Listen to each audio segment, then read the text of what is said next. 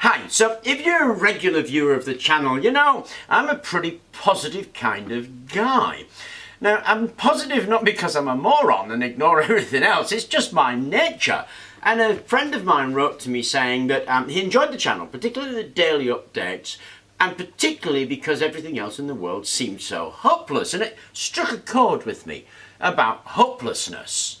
Now, I can understand it because I got an information report this morning that $800 billion were lost in cryptocurrency. 40% of people involved in it have now gone under because of the loss.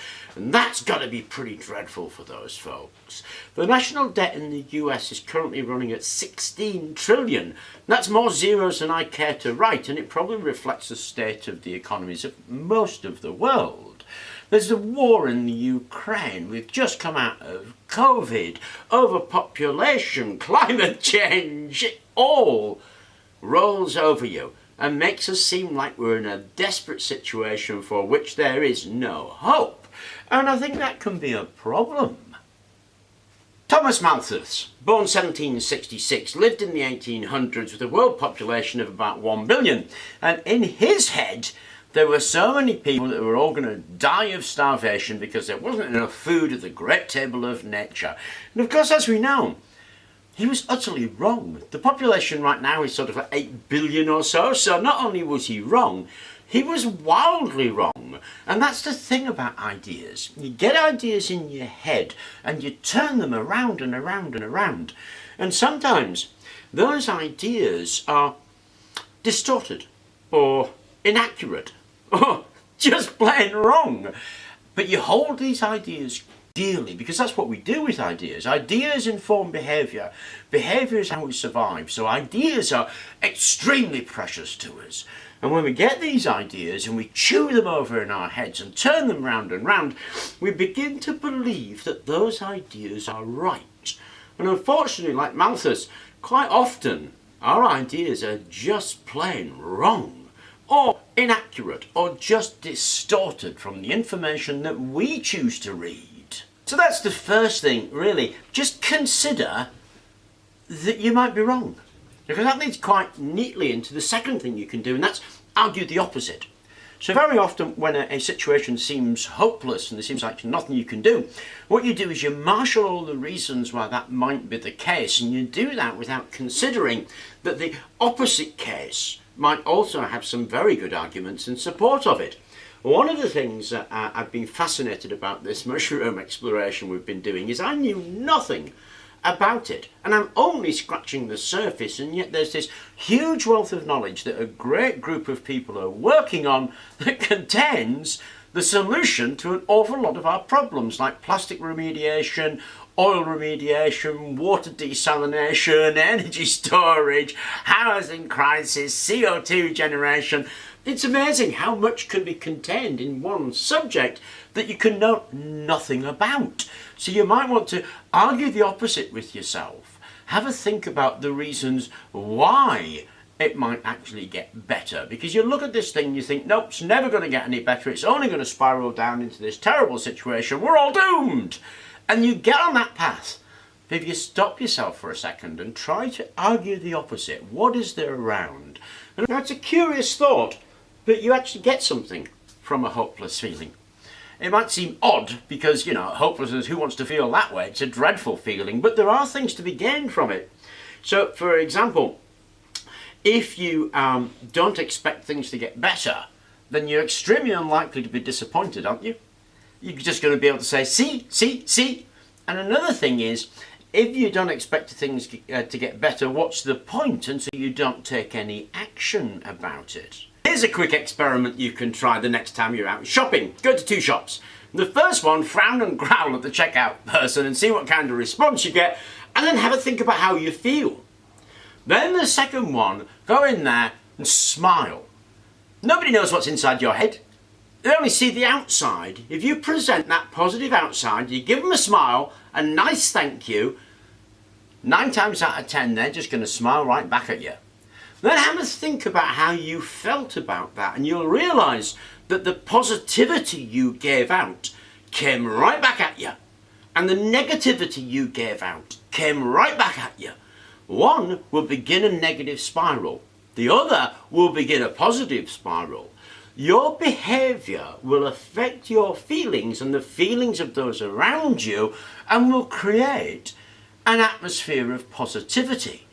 When you have an atmosphere of positivity and hope, you'll find that that actually breeds itself.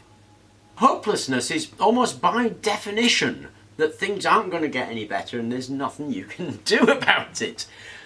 But surprisingly enough, there always is. It doesn't matter what reasons that you list for yourself. It's the government's responsibility, it's my neighbour who's doing it, I don't have the time, I don't have the money, I don't have the resources, I don't have the knowledge. Whatever this list of things that you're going to give yourself to bolster up this feeling of hopelessness is actually just something that you believe. Try engaging with the problem. And that's what it helps you if you are looking actively at problems and solving those problems. And the way to do that isn't to actually overcome the things that are making you feel hopeless. It's recognizing that it's actually just a belief. And if you can turn that belief around, engage in a problem and look for solutions to a problem, rather than looking for things why they won't work, look at things for why they could be made to work. Because there's always a solution to a problem. And of course there's always a reason something won't work. It's really about what you focus on. If you engage and focus on the solution of a problem, you'll start to see solutions. If you focus on why something can't work, you'll see why it can't work. But that focus, that choice of what to look at, is actually your choice of what to look at. Now, given those things we've talked about before, of course, it can be quite difficult to do some of those things. I understand. It's a proactive thing. You have to get up and try it. If that's a bit too difficult, well, you can go back to those good old standbys and you can talk to somebody who is a friend or a family member or somebody you trust with an opinion you trust, and you can talk to them about it. And if you talk to people, it's amazing how getting out of your own head stops that vicious cycle of round and round and round. Because in your own head, you are in your world where your world seems right. When you engage or talk with somebody else, you see a different world. So just the act of talking about it to a friend or family member can get you out of your head and lay those things out. And you will analyse those things as you lay them out and realise some things about what you think that you didn't actually realise when you were just thinking about them. When you're faced with problems, one of the best ways of dealing with them is to create yourself a plan A, or a plan B, or a plan C. How it is you're going to deal with these apparently insurmountable problems. When you break something up, mostly it's made out of really simple components, because we're human beings, and I don't want to be rude here, but we can only cope with simple things. If you think about a car, in a car there are only three things that have to happen. We have to get fuel, ignition and compression in the same place at the same time. That's all we have to do. And if you look at the complexity of a car to get those three things to work together, it's stunning how complex it is. So as something gets more and more complex, it's less likely to work. Because it's less likely to work, we don't do it. We deal with just a few things put together. So most of the problems that you think you've got that are insurmountably complex, they actually are going to break down into very simple components and not that many of them. So you can plan how to deal with them. You can make a plan A and a plan B and a plan C. And that act of planning is actually a positive step forward. Because then you begin to think to yourself how you're dealing with these issues that are troubling you. Because a plan's no good just as a plan in itself. You have to do the next thing. Point 8, take action. Do something about it. Try to change all of the world all at once. You just do little things, like smiling at the checkout person. You walk past a piece of trash on the street, pick it up and put it in the bin. If your mobile phone's 18 months old, wait 6 more months to buy the next one, and so on and so on and so on. And that will make an enormous difference to the state of the world. If it's you and you're suffering personally from hopelessness, then making a plan and taking action on that plan as a small step forward will build positivity around you for you. Of course, the last one is, if you're really swamped by this stuff, then you really need to seek professional help. And that professional help is out there and it is available. So in conclusion, if you have a sense of hopelessness, there are in fact really 9 good things that you can do about that. 1. Consider your ideas might be wrong. 2. Argue the opposite of what it is that you think is right. Take the other side for a change. 3. Think about what you're getting from being hopeless. Because you aren't getting something from it. Think about that and put that into context. It'll help you get a handle on what it is that you're feeling. 4. Consider what you could get from having a hopeful, positive attitude. What kind of things would it bring to the table for you? Engage with problem solving. Don't let the problem swamp you. It's an elephant burger, 1 bite at a time, but engage with the problem solving. Talk about things. Get outside your head. Get it out there so it's not just churning round and round, forcing you down. Develop a plan. Have an idea of how you're going to attack the problems that are worrying you. Take action on that plan. Do something about it.